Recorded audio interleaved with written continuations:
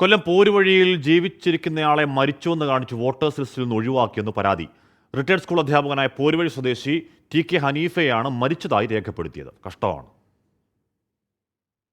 വീട്ടിൽ voters slip നൽകാൻ എത്തിയപ്പോഴാണ് ഹനീഫയ്ക്ക് സംഭവം ശ്രദ്ധയിൽപ്പെടുന്നത്.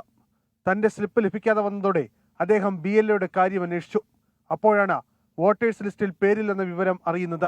അപ്പോൾ ഞാൻ ചോദിച്ചവരോട് എന്ത് കാരണം കൊണ്ട് എൻ്റെ ഇല്ലല്ലോ, എൻ്റെ കോപ്പി ഇല്ലല്ലോ, എനിക്ക് കാർഡ് തന്നില്ലേ എന്നിങ്ങനെ ചോദിച്ചപ്പോൾ അവർ ഉണ്ട്, വേറെ മാറ്റിയിരിക്കുകയാണ് എന്നൊക്കെ പറഞ്ഞ് അവരങ്ങ് ഇറങ്ങി പോവുകയും ചെയ്തു.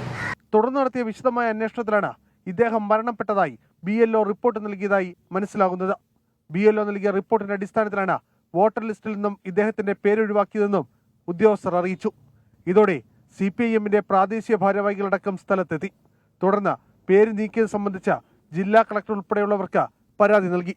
ജീവിച്ചിരിക്കുന്ന താൻ മരിച്ചതായി രേഖപ്പെടുത്തി റിപ്പോർട്ട് അയച്ചത് എങ്ങനെയാണെന്ന് ഹനീഫ ചോദിക്കുന്നു. അരുൺ രാജ്, 24, കൊല്ലം.